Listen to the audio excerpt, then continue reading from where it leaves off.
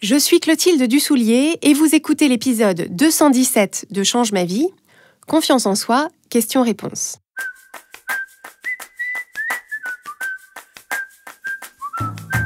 Bienvenue sur Change ma vie, outils pour l'esprit. Je suis Clotilde Dussoulier, je suis entrepreneur et master coach certifié et sur ce podcast, je vous livre chaque semaine des outils précis et concrets pour comprendre les mécanismes de votre cerveau et de vos émotions et construire exactement la vie à laquelle vous aspirez. Je suis très heureuse de vous proposer cette semaine un nouvel épisode de questions-réponses sur ce sujet majeur qui est celui de la confiance en soi. C'est un sujet sur lequel vous nous interrogez très souvent et donc pour cet épisode, nous avons sollicité les auditeurs et les auditrices de Change ma vie pour recueillir les questions que vous vous posez sur la confiance en soi ou les difficultés que vous rencontrez le plus à ce sujet. On a sélectionné quelques-unes de vos contributions et je vais avoir le plaisir d'y répondre dans quelques instants. Cet épisode est le premier qui est dédié explicitement au sujet de la confiance en soi, mais ce que je veux souligner, c'est qu'en réalité, toute l'approche Change ma vie, tous les sujets qu'on évoque sur Change ma vie et tout dans le parcours qu'on propose aux membres du programme de coaching Change ma vie mode d'emploi, tout ça contribue directement à construire et à renforcer votre confiance en vous. Pourquoi ? Parce que votre connaissance de votre propre fonctionnement, la place que vous accordez à vos rêves et à vos projets, et votre capacité à vous accompagner tous les jours en direction de ce à quoi vous aspirez, ce sont des clés indispensables dans la construction de cette fameuse confiance en vous. On va avoir l'occasion de revenir sur ces différents éléments dans cet épisode de questions-réponses, et donc sans plus tarder, on va écouter la première question qui est celle de Laurence. Bonjour à tous, j'aimerais savoir ce qu'est la confiance en soi, sur quoi elle repose et comment la renforcer. Merci beaucoup. Je remercie Laurence de poser cette question-là pour nous permettre en tout premier lieu de préciser ce dont on parle. Parce qu'effectivement, cette idée de confiance en soi, c'est un concept un peu attrape-tout, tout le monde en parle, sans qu'on s'accorde nécessairement avec précision sur ce qu'on met derrière. On confond parfois l'idée de confiance en soi avec l'extraversion, avec le fait d'être à l'aise en société ou de s'exprimer avec assurance. On associe aussi souvent la confiance en soi avec l'idée d'être sûr de ses capacités ou de ses compétences, mais à mon sens, dans ces différentes définitions, même si c'est lié, on passe à côté de l'essence de la confiance en soi. Et l'essence de la confiance en soi, c'est ce que l'expression signifie littéralement. Avoir confiance en soi, c'est littéralement entretenir une relation de confiance avec soi-même. Et quand on l'exprime de cette façon-là, ça permet de s'approprier le concept de façon beaucoup plus claire, parce qu'on peut s'inspirer de ce qui contribue à la confiance dans nos relations avec les autres et transposer ça dans notre relation avec nous-mêmes. Et donc, vous pouvez faire l'exercice. Quand vous pensez à des personnes en qui vous avez confiance, donc ça peut être des personnes de votre entourage, des personnes avec qui vous travaillez, ou des personnes ou des personnalités que vous jugez dignes de confiance, posez-vous la question, pourquoi est-ce que vous avez confiance en cette personne ? Quels sont les facteurs qui vous font décider de lui faire confiance ? À l'inverse, quand vous pensez à des personnes en qui vous n'avez pas ou plus confiance, parmi vos proches peut-être, dans votre environnement de travail, parmi les personnes publiques que vous observez et qui ne vous inspirent pas confiance, posez-vous la question, pourquoi est-ce que vous n'avez pas ou plus confiance en ces personnes ? Quels sont les facteurs qui vous font décider de ne pas leur faire confiance ou de leur retirer votre confiance ? Donc, ces réponses exactes vont varier d'une personne à l'autre, mais d'une façon générale, on peut dire que les facteurs qui permettent d'établir un lien de confiance entre les individus, c'est, et donc je vais vous en donner 5, le premier facteur, c'est la transparence et l'honnêteté. C'est-à-dire, est-ce que je peux compter sur cette personne pour me dire la vérité ? Me dire la vérité sur ses capacités, sur ses opinions, sur ses actions. Me dire la vérité, y compris quand ce n'est pas le plus facile, ni le plus confortable, et en particulier quand la personne a fait une erreur ou s'est trompée. Donc ça, c'est le premier facteur, la transparence et l'honnêteté. Le deuxième facteur, c'est la cohérence entre ce que cette personne dit et ce qu'elle fait, et sa propension à faire du mieux qu'elle peut en toute situation pour rester en ligne avec ses engagements. Donc cette notion de cohérence entre ce qu'elle dit et ce qu'elle fait, Et cette idée qu'elle ne va pas capituler à la première difficulté, c'est ça qui permet de donner de la valeur à la parole de cette personne et donc de la valeur aux engagements qu'elle prend. Le troisième facteur, c'est la communication et le traitement respectueux en toutes circonstances, et pas seulement quand tout va bien et quand tout le monde se sent bien. Donc la question c'est, est-ce que si on rencontre une situation compliquée, si les choses partent en vrille, s'il y a beaucoup d'émotions en jeu, est-ce que cette personne va continuer à me parler et à me traiter de façon respectueuse, sans jugement et sans accusation? Ça, c'est un facteur majeur de confiance, la communication et le traitement respectueux en toutes circonstances. Quatrième facteur, c'est la bienveillance, c'est-à-dire, est-ce que cette personne va systématiquement placer ses intérêts et ses besoins au-dessus des miens, ou est-ce que je peux compter sur elle pour prendre aussi en compte mes besoins et mes intérêts et chercher avec moi des solutions qui vont nous bénéficier à tous les deux ou à toutes les deux. Et le cinquième facteur, c'est ce que j'appellerais l'évolutivité de la personne, c'est-à-dire sur la base de nos expériences passées, sur la base de nos échanges, est-ce que j'observe qu'ensuite la personne réfléchit et fait évoluer sa façon de faire d'une façon qui semble intégrer ce qu'on a vécu ensemble et ce qu'on s'est dit. Si on a des conversations qui ne sont jamais suivies des faits, si rien ne change jamais, ça va nécessairement effriter ma confiance en cette personne. Et pour tous ces facteurs, ce qui est important et ce qui permet effectivement de construire ce lien de confiance, c'est qu'il faut que ça se traduise dans les actions et dans la pratique, pas seulement dans des promesses en l'air et dans la théorie. Donc une fois que vous avez identifié ces facteurs-là, ces facteurs qui favorisent la confiance entre les individus, vous pouvez simplement les transposer dans votre relation à vous-même et voir de quelle façon vous favorisez ou pas un lien de confiance entre vous et vous. Ce qui va vous permettre de construire et de renforcer ce qu'on appelle votre confiance en vous, c'est exactement le miroir de ces facteurs dans votre relation entre vous et vous. Donc, le premier facteur, c'est votre transparence et votre honnêteté envers vous-même. C'est-à-dire, est-ce que vous arrivez à vous dire la vérité, même quand ce n'est pas le plus facile ni le plus confortable, y compris quand vous avez fait une erreur ou quand vous vous êtes trompé? Ou est-ce que votre discours intérieur dans ces cas-là est tellement impitoyable que finalement vous préférez vous mentir à vous-même ou passer certaines choses sous silence plutôt que de vous exposer à vos propres jugements et à vos propres critiques? Le deuxième facteur, c'est la cohérence entre vos intentions et vos actions. Quand vous vous dites que quelque chose est important, est-ce que ça se traduit effectivement dans vos choix et dans vos actions? Quand vous vous dites que vous allez faire quelque chose, est-ce que vous le faites effectivement?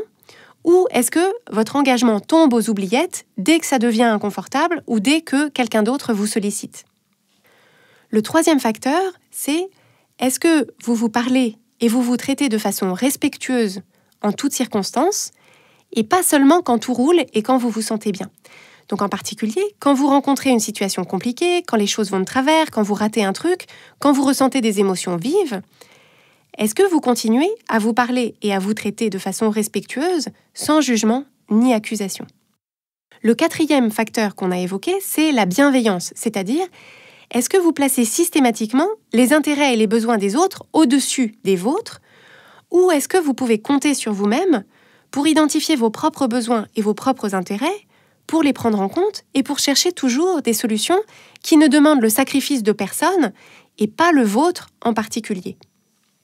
Et le cinquième et le dernier facteur, dans votre relation de confiance avec vous-même, c'est votre capacité à évoluer, c'est-à-dire sur la base de vos expériences, de vos échanges, de vos réflexions, est-ce que vous vous donnez explicitement du temps et de l'espace pour intégrer ces apprentissages, pour faire évoluer vos façons de faire, pour grandir, pour avancer, pour vous donner les moyens d'aborder les situations de demain en étant plus fort ou plus forte et mieux équipé qu'aujourd'hui?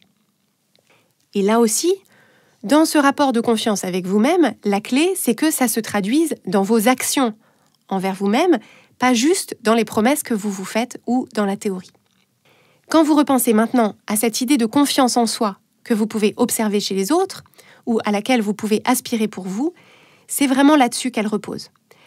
Lorsque vous abordez des situations nouvelles, inconnues et donc potentiellement inconfortables, quand vous vous engagez dans une situation dans laquelle vous ne contrôlez pas tout, pour laquelle vous n'avez pas déjà toutes les connaissances et toutes les compétences, qu'est-ce qui va faire que vous allez les aborder en ayant confiance en vous?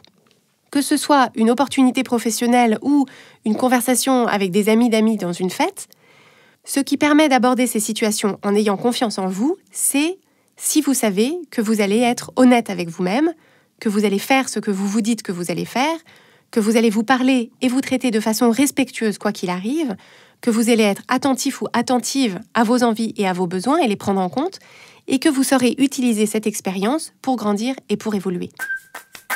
Et on va voir comment cette idée peut être déclinée pour répondre aux autres interrogations que vous pouvez avoir sur le sujet de la confiance en soi. Donc on va notamment écouter la question de Céline. Bonjour Clotilde. Alors je me pose beaucoup de questions sur la confiance en soi, donc je suis contente que tu y répondes aujourd'hui. J'ai tendance à confondre la confiance en soi et l'estime de soi, donc si tu peux repréciser la différence entre les deux, ça m'aiderait beaucoup et pour les auditeurs aussi je pense. Et mon problème en fait c'est que j'ai l'impression d'avoir quand même de temps en temps confiance en moi, de temps en temps pas du tout, ça dépend des sujets.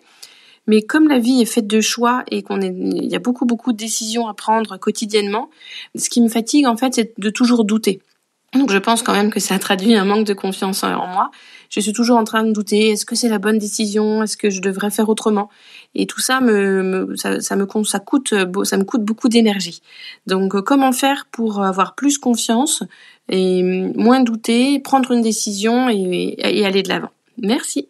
Alors, je vais revenir d'abord sur cette idée d'estime de soi. L'estime de soi, c'est littéralement le fait de s'accorder de la valeur, et c'est effectivement en filigrane dans toutes ces notions qu'on a évoquées. C'est parce que j'ai de la valeur en tant qu'être humain, c'est parce que je vois ma valeur en tant qu'être humain, que je choisis de me parler avec honnêteté, que je choisis de me traiter avec respect et avec bienveillance, de tenir mes engagements envers moi-même, et de m'accompagner dans toutes mes expériences pour grandir et pour avancer. Donc partout où vous avez du mal à vous traiter et à vous parler de cette façon-là, c'est que d'une façon ou d'une autre, pour une raison ou pour une autre, vous pensez que vous ne le méritez pas. Vous pensez que vous n'avez pas assez de valeur pour mériter ça. Alors, généralement, cette idée ne vous vient pas de nulle part. C'est souvent parce que justement, dans certaines situations et dans certaines relations, on ne vous a pas traité de cette façon-là. On n'a pas fait preuve d'honnêteté envers vous, on ne vous a pas traité avec respect et bienveillance, on vous a fait des promesses qu'on n'a pas tenues, et vous en avez tiré la conclusion que c'était parce que vous ne le méritiez pas, que vous n'aviez pas assez de valeur pour qu'on vous traite de cette façon-là. Mais le problème dans toutes ces circonstances, c'était 100% eux et 0% vous. Parce que tous les êtres humains, et pas seulement vous, tous les êtres humains ont le droit d'être traités avec honnêteté, avec bienveillance, avec respect. Tous les êtres humains ont le droit qu'on tienne parole envers eux et méritent de grandir et d'évoluer. Donc si vous pensez comme moi que ce sont des droits universels et inaliénables, si vous pensez comme moi que tous les êtres humains, sans exception, méritent ce traitement, vous ne pouvez pas être le seul être humain sur la planète à ne pas le mériter, à ne pas y avoir droit.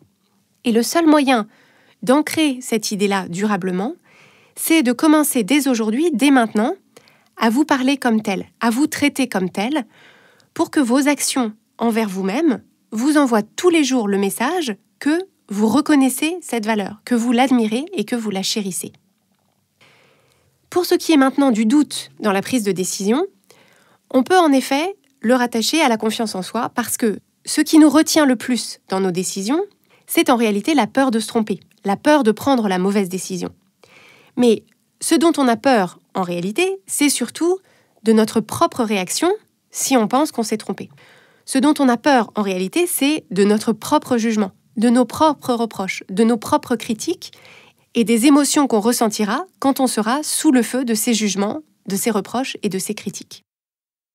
Donc si j'aborde une prise de décision en ne me faisant pas confiance pour 1, faire ce que j'ai dit que je ferais, en mettant toutes mes ressources à profit, ni 2, me soutenir et m'épauler en cas de difficulté, ni 3, être attentive à mon expérience et à mes besoins pour ajuster mes actions en fonction, et je ne me fais pas confiance non plus pour 4, apprendre au fur et à mesure pour m'enrichir de cette expérience.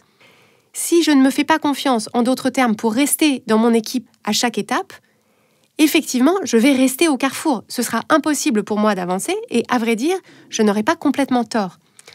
Je ne m'engagerai dans une aventure petite ou grande que si je suis avec un ou une partenaire de confiance. Et si je ne suis pas ma propre partenaire de confiance, si je sais qu'au moindre pas de travers, au moindre caillou dans ma chaussure, au moindre sentier que j'ai pris qui s'avère ne pas être le bon, je vais m'accabler, je vais me juger et me désolidariser de moi, je doute et c'est parfaitement compréhensible. Donc ce qui permet de prendre des décisions avec le moins de doute et avec le plus de confiance, ce qui permet d'aller de l'avant, c'est de développer dans vos actions ce lien de confiance avec vous-même, qui permet de vous dire « je ne peux pas contrôler tout ce qui se passe à l'extérieur de moi, mais je sais que, quoi qu'il arrive, je ne me laisserai pas tomber. Quoi qu'il arrive, je serai là pour moi, je ferai du mieux que je peux, j'apprendrai ce qu'il y a à apprendre et je continuerai à avancer. » Dans le programme de coaching Change ma vie mode d'emploi, on a une thématique entière qui est dédiée à cette compétence. Cette thématique s'appelle « Comment devenir votre meilleur allié ?» et on vous guide pas à pas pour construire une relation avec vous-même de cette qualité, pour que vous puissiez compter sur votre soutien indéfectible, parce que c'est ça qui vous donne des ailes dans la vie et dans tous vos projets. Je vous propose maintenant d'écouter la question de Gabrielle qui nous a demandé. Bonjour Clotilde. Alors moi je voulais savoir, quand on est perfectionniste, est-ce que c'est difficile d'avoir confiance en soi ? Merci beaucoup. Alors, le perfectionnisme est effectivement un obstacle majeur à la confiance en soi parce que le perfectionnisme revient à se dire « tant que tout ce que tu fais, tant que tout ce que tu es n'est pas à 100% parfait, ne compte pas sur moi pour t'aimer. Tant que tout ce que tu fais et tout ce que tu es n'est pas à 100% parfait, tes besoins et tes envies sont hors sujet, ça ne m'intéresse pas. Si tu n'es pas capable de faire les choses parfaitement, tes efforts, l'énergie que tu déploies n'ont aucune valeur. Et d'ailleurs, si tu n'es pas déjà parfait ou parfaite, si ce que tu fais n'est pas déjà parfait, c'est évidemment le signe que tu n'y arriveras jamais, parce que si tu étais destiné à être parfait ou parfaite, par définition, tu le serais déjà. Donc le perfectionnisme, c'est l'exact opposé de l'état d'esprit de croissance, cet état d'esprit qui consiste à vous voir à tout instant en chemin, en apprentissage, en devenir. Et cet état d'esprit de croissance, c'est justement un des moteurs de la confiance en soi. C'est le fait de vous dire, bien sûr que je ne sais pas déjà tout, bien sûr que je ne sais pas déjà tout faire, mais je me fais confiance pour essayer, je me fais confiance pour m'évaluer, pour apprendre, pour recommencer, et pour faire tout ça dans un climat intérieur d'encouragement et de valorisation qui soutient mes efforts tout autant que mon plaisir. C'est très difficile de se sentir en confiance quand on sait qu'on a en face de nous les juges les plus durs et les plus intransigeants qui soient. Au contraire, la dureté et l'intransigeance nous font douter, nous brouillent la vue et l'esprit et nous coupent de nos ressources, si bien que, à capacité constante, notre performance objective est moins bonne. Quand j'étais petite, je prenais des cours de piano et ma prof, une année, m'a proposé de me présenter à des concours parce que j'imagine que mon niveau n'était pas trop mauvais et en tout cas, elle pensait que ce serait une bonne expérience pour moi. Et effectivement, ça a été une expérience très formatrice parce que j'ai pu constater la différence notable dans ma performance de petite pianiste selon que j'étais en confiance, à jouer dans mon salon devant ma prof ou mes parents, ou dans un climat tout autre, à jouer dans une salle inconnue sur une scène inconnue devant un jury d'inconnus. Mes capacités objectives en termes de technique, de mémorisation et de jeu n'avaient pas disparu au moment d'ajuster mon tabouret sur scène, mais comme je savais que j'allais être jugée, l'anxiété que je ressentais m'en bloquait l'accès et je n'arrivais pas à mettre à profit ni ma technique, ni ma mémorisation, ni mon jeu. Le perfectionnisme, ça consiste à incarner pour nous-mêmes, constamment et de l'intérieur, la dureté et l'intransigeance d'un jury de parfaits inconnus. Et comme quand on a 10 ans et qu'on passe une audition de piano, ça nous empêche immanquablement de nous sentir en confiance et donc de briller comme on saurait le faire. Et pour se défaire de ces mécanismes de perfectionnisme, la solution, c'est d'identifier tous ces standards auxquels on se croit tenu et surtout, de quoi est-ce qu'on pense que ça nous protège ? Parce qu'en fait, partout où je pense que je dois être parfaite, c'est parce que je pense que la perfection va me protéger de quelque chose. Et donc l'enjeu, c'est d'identifier de quoi est-ce que je pense que ça me protège pour pouvoir m'équiper des vraies compétences dont j'ai besoin pour éviter cette éventualité ou y faire face sans aucune difficulté. La 4e et dernière question qu'on va aborder maintenant, c'est celle de Claire. Bonjour, je m'appelle Claire, j'avais une question sur la confiance en soi. Ma question, c'est de se dire, il y a certains épisodes dans la vie où on fait quelque chose de bien et du coup on remonte en confiance en soi. Et en fait, elle redescend régulièrement comme si elle se remettait à zéro à chaque fois que une nouvelle situation se présente. Comment est-ce qu'on peut faire pour pouvoir capitaliser sur les petites victoires qu'on a et plutôt que d'avoir l'impression de repartir à zéro à chaque fois, de finalement gagner peu à peu et de récupérer cette confiance pour en faire quelque chose de plus stable et de plus pérenne dans le temps. Merci beaucoup. Ce que Claire évoque dans sa question, c'est une idée de confiance en soi conditionnelle, c'est-à-dire une confiance qui serait gagnée ou perdue à chaque bataille en fonction du résultat de la dernière bataille. Mais plus que sur le résultat de chaque bataille, ce qu'on a vu ensemble, c'est que la confiance se construit davantage sur les qualités dont on a fait preuve pendant cette bataille, c'est-à-dire sur la nature et sur la tonalité de nos actions et de nos paroles envers nous-mêmes, et selon que ces actions ou ces paroles tricotent ce lien de confiance ou, au contraire, le détricotent. Et c'est pour ça que c'est aussi important d'apprendre de ses échecs que de ses succès, et c'est pour ça que ces boucles d'apprentissage sont un élément central de la méthodologie de coaching de Change ma vie. C'est pour ça qu'on met ça en place avec les membres de notre programme. Que les choses soient allées comme je l'espérais ou pas, qu'est-ce que je peux en apprendre ? Que j'ai relevé ce défi haut la main ou que je me sois royalement plantée, qu'est-ce que j'ai développé comme compétence, comme résilience, comme connaissance ? En quoi est-ce que cette expérience peut renforcer la qualité de ma relation avec moi-même et la confiance que je peux me faire ? En réalité, c'est dans nos situations d'échec, c'est quand on fait des erreurs, c'est quand on patauge, que notre façon de nous parler et de nous traiter est la plus importante dans la construction de cette relation de confiance avec nous-mêmes. Est-ce que je veux saisir cette opportunité pour me montrer que je peux réellement me faire confiance de façon inconditionnelle ? Est-ce que je peux utiliser cette situation pour me montrer que je ne vais pas me désolidariser de moi-même, même quand je suis déçue de ce que j'arrive à faire ou à créer ? Il y a quelque temps, j'ai rencontré une situation avec une personne de mon équipe qui avait fait une fausse manipulation qui aurait pu vraiment être embêtante parce que ça menaçait en fait tout un projet en cours et tout ce qu'on avait fait aurait pu être perdu. Et donc, au moment où j'ai eu connaissance du problème, et au moment où on s'en est parlé, l'enjeu était très important, et sous l'effet du stress et du point d'interrogation, de est-ce que le projet était perdu, est-ce qu'on allait pouvoir le récupérer, etc., sous l'effet du stress, ça aurait été facile pour moi d'avoir une réaction en mode accusation. C'est souvent ça que le stress nous conduit à faire. Comme cette situation de stress est inconfortable, on peut être tenté de chercher un coupable à qui faire porter le chapeau de notre inconfort comme si ça allait nous soulager du stress ou nous en débarrasser. Mais je savais que dans une situation comme celle-là, ma réaction était déterminante pour le niveau de confiance entre nous et ce que je voulais incarner sans hésitation, c'était la coéquipière solidaire en qui elle pouvait avoir confiance, surtout dans les situations de difficulté. Donc, zéro jugement, zéro accusation. Toute mon énergie était mobilisée pour l'aider à sortir gagnante de la situation, pour l'aider à y voir plus clair sur le problème, pour l'aider à accéder à ses propres ressources, alors même que bien sûr, elle aussi ressentait du stress, et pour l'aider à résoudre le problème avec le moins d'impact négatif que possible, et c'est ça qu'elle a pu faire au final.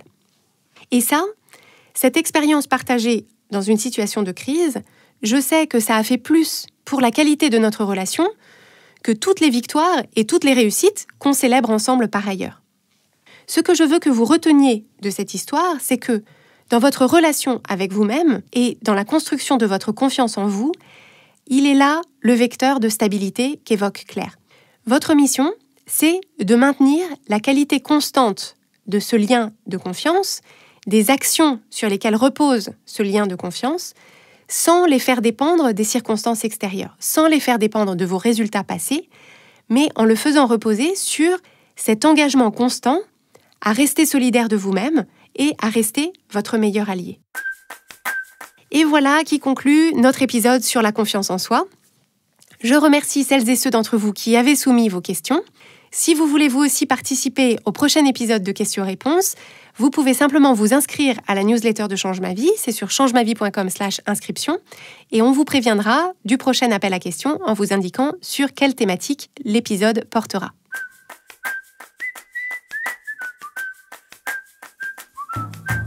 Si vous aimez Change ma vie, vous allez adorer Change ma vie mode d'emploi. Change ma vie mode d'emploi, c'est le programme de coaching qui va vous donner des ailes pour atteindre tous vos objectifs de vie. Grâce à notre méthodologie unique, nous allons vous guider pas à pas pour développer la vision riche et vivante de ce que vous voulez. Nous allons vous aider à trouver la clarté sur la façon la plus simple et la plus directe de l'obtenir, et nous allons vous apprendre à soutenir votre élan tout du long en surmontant les obstacles avec confiance pour vous sentir avancer tous les jours vers la vie à laquelle vous aspirez. Si vous écoutez Change ma vie, c'est que vous savez que vous avez une vie extraordinaire à vivre. Une vie qui a du sens et un impact, et c'est notre mission et notre passion de vous y aider.